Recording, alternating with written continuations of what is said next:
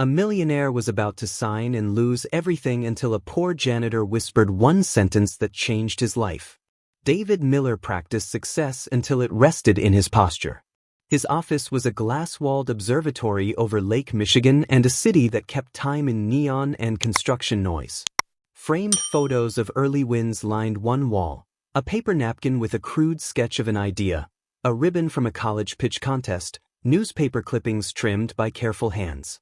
He had the look of a man who learned early how to make the world fold on his terms. This morning, the world was expected to fold again. The Sterling merger was the kind of deal that changes retirement plans, stock charts, and reputations. The boardroom smelled faintly of coffee and cologne.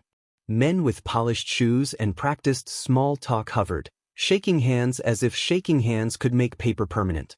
The door opened with the soft clatter of a janitor's cart. Anna Santos moved through the room like someone who belongs in every corner and nowhere at once. Her mop cloth hung over one arm. She kept her head bowed a fraction. Being invisible had become its own armor. "Sorry," she murmured as she neared the end of the table. Her voice was low and respectful. "I'll just empty the trash real quick." No one looked up. People were celebrating the future. She crouched at the wastebasket beside David's chair, fingers doing something minor with the liner. For a heartbeat, the room was all small talk and confident breathing. Then she leaned close enough that only he could hear her. "Don't sign. It's a trap." The pen in David's hand slipped and made a faint tap on the wood. The sound was too small for the room's noise but enormous to David. He blinked and felt the air uneven, like a cue gone wrong in a rehearsal. Later, in a cramped break room whose fluorescent light flattened every face, David closed the door and put his palms on the laminate table as if to steady himself. "Why would you do that? Why risk anything?" he asked, and the words came out sharper than he liked. Anna set a phone on the table and scrolled until a grainy photo appeared.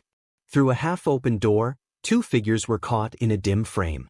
She tapped the screen and pressed play. The audio was muffled, but the cadence and the pride in the voices were sickeningly clear. "Leandro and Sophia," she said. "They were talking about the deal. They said the contract we sign tomorrow is not the one you saw. The final version gives control away. It funnels assets into a shell. I heard them." "You heard them," David said, the phrase landing oddly, as if realizing words meant things he had not cataloged before. "I know how it sounds," Anna said. "I shouldn't have interrupted. I know my place. But I read contracts for a living. I used to be in consulting. I saw the edits before they were hidden. Maria, my sister, depends on me. If you signed that version, I didn't want to feel complicit." David's disbelief made him sound small. "Leandro? Are you sure?" "As sure as someone who reads clauses for breakfast." Anna folded her hands. "Steady now. Meet me at 7. I'll bring everything." A long silence. "Then, if you're wrong, this is your last day here," David said, feeling the cruelty in it like a small wound. "If you're right, you may save everything." She only nodded. At 7, Anna produced photos, a shaky voice recording, and a scanned addendum that did not match the clean, polished file David had been handed that morning.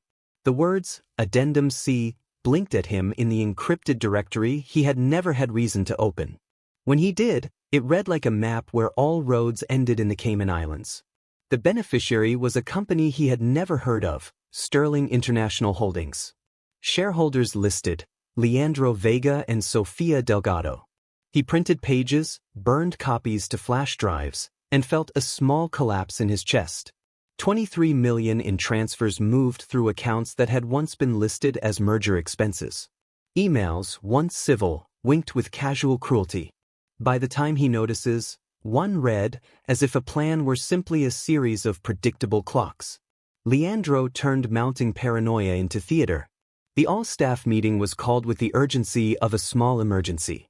The auditorium filled with the low hum of curiosity. Leandro nodded and took the stage, folder in hand. "We discovered an internal security breach," he said, voice as smooth as the folder was thick. "Confidential documents were photographed and removed. This is corporate espionage." He held up a still from security film. "Miss Santos, please come forward," Leandro said. She walked up to the lights, palms slick and mouth firm. The photos were passed down the rows so even the people in the back had a new story to carry home. "This is theft of company property and an attack on our trust," Leandro went on, and his voice had the practiced cadence of a man who expected the verdict before he presented evidence. David sat. He was someone who had been able to make numbers prove him right. He had not planned for this sort of moral arithmetic. His silence felt at once defensive and cowardly. Anna was escorted out while the auditorium watched, a low murmur of satisfaction and embarrassment rippling through the chairs. Outside the glass doors, the air hit her face as if to wake her. The security guard handed her a thin box of belongings. She hugged it like a small artifact of a life stripped to its essentials. "Remember," she called back as she was led away, voice steady though cracked. "When you find out the truth, remember you had a chance to do the right thing, and you chose not to. Regret is a living thing. It expands quietly in the chest." David did not sleep. At 3 a.m. he sat back at his desk, a band of sodium streetlight below, a city that didn't care much for broken friendship. He sat and read with the kind of attention a man spends only on urgent things. The missing addendum, the offshore registration, the 2 names on the corporate registration log. He logged into bank systems he rarely visited and traced transfer trails like a detective following footprints through snow. 23 million, recorded as disbursed for merger prep, ended up in a personal account labeled in shorthand that matched Leandro's. The betrayal tasted like salt. He took files and hid copies in places Leandro wouldn't look, an email account Leandro never bothered to check, a physical safe, cloud storage in servers whose permissions Leandro hadn't considered. He then went to Pilsen, a neighborhood whose facades had histories. A narrow stair, door 2B, a chain latch, a face with the story of too many hard nights. "You shouldn't be here," Anna said first, voice low and guarded. "I had to apologize," David said. "I should have stepped forward. I'm sorry I let them humiliate you." She closed the chain. He waited on the stoop until the chain clicked open again. He stepped inside. The apartment smelled of tea and detergent. Family photos lined a shelf, a graduation portrait, a picture of 2 sisters caught mid-laugh. Maria moved slowly between rooms, her breath measured like someone who knows the value of each inhalation. "Mr. Miller," she said, voice thin and courteous. "How serious is it?" David asked once they sat. Paper bills spread across a small table like a calculus. "We'll need 200,000 for everything. If we include aftercare and meds, the number grows."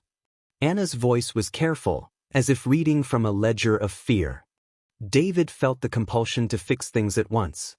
"I'll pay," he said. Anna's face tightened. "Don't make me a charity case," she said sharply. "We don't need pity. If you help, do it without making it a thing I must carry." He understood. He arranged an anonymous donation through the hospital, a route that would not let the money glow with his name. When the nurse called to tell Anna the funding had come through, she and Maria cried in a small, private orbit. Money did not repair the other damage. It opened a door, but trust requires patience. They met in a small cafe not far from the river, 2 cups, steam clouding the air, a place that served as a neutral harbor. David laid a folder on the table and opened it like a man willing to be pinned ethically. "If we do this," Anna said after turning through pages, "we do it publicly. No private negotiations in the dark. They humiliate me in a hall, we expose them in the same hall. I want you with me." David did not say it as a plea. He said it as a fact. "You know what to look for. More than that, you have the courage to be seen." She let the words sit. Pride had taught her to be suspicious of gifts.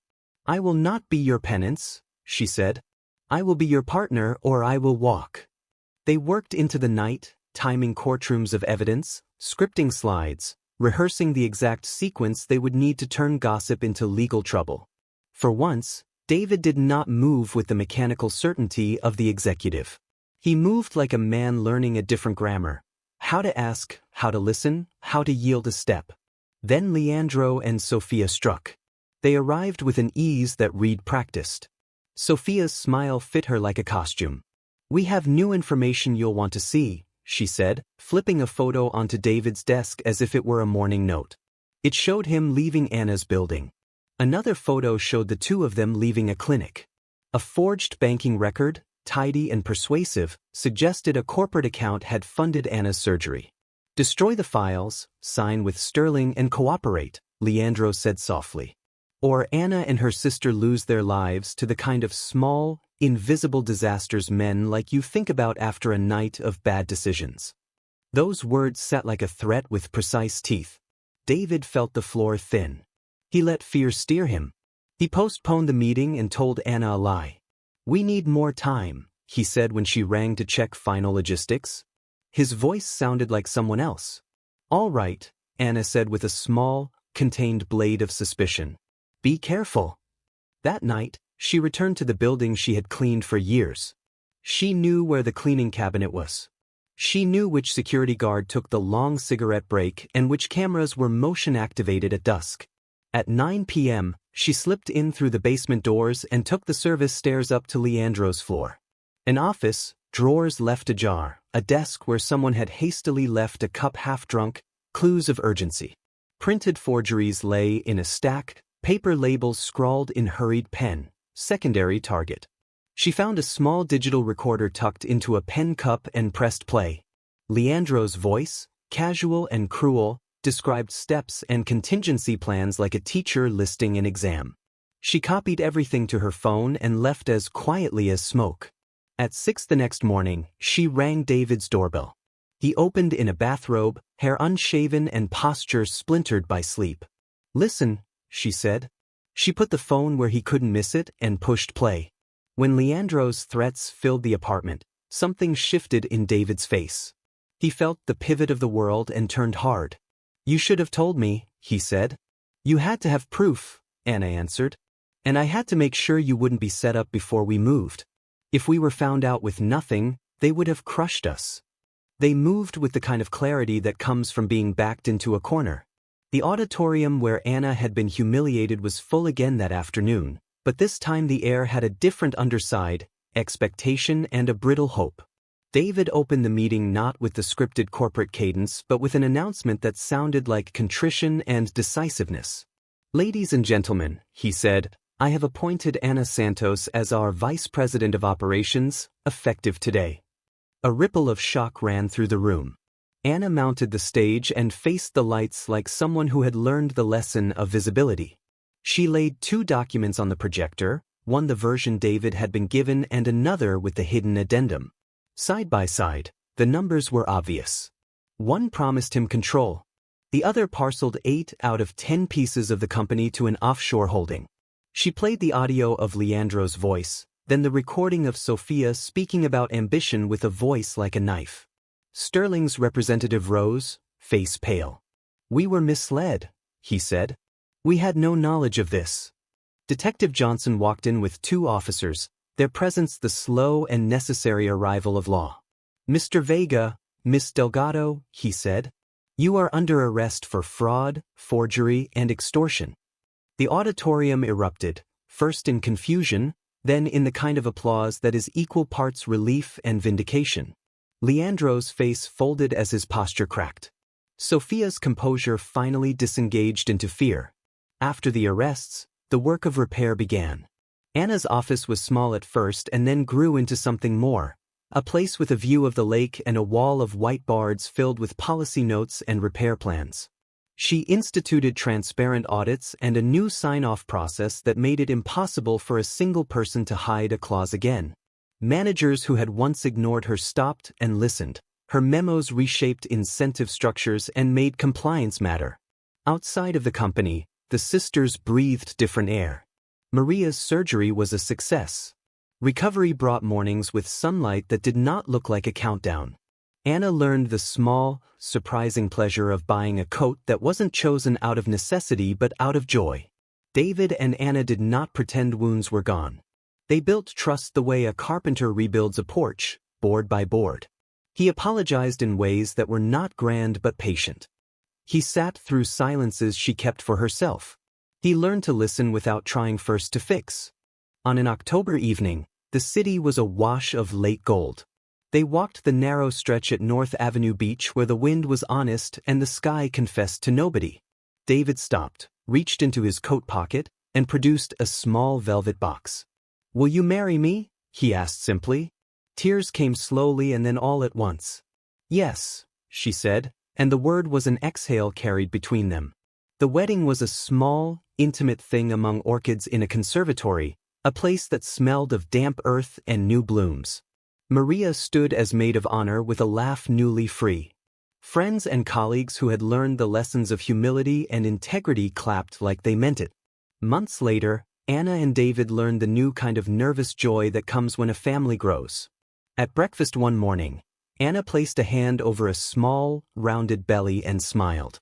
"We're going to be 3, she told David, and he laughed the laugh of someone who had been given a clean second chance. In a city where the news cycle moves like weather, their story did not vanish with headlines. It lived in small things. The way Anna kept her ledger, the way David sat in the company cafeteria to eat a sandwich because someone once told him a break was human. It lived in the ordinary sound of a child laughing down the block. The point of the story is not simply that a janitor saved a company or that a CEO learned to be humble. It is that courage sometimes shows up in ragged uniforms, that truth is often held by those we overlook, and that love can grow from the slow, steady work of choosing again and again what is right. What did you think of Anna and David's story? Share your thoughts in the comments. Don't forget to subscribe and turn on notifications to keep up with all our stories. And check out more inspiring stories by clicking right here at the end.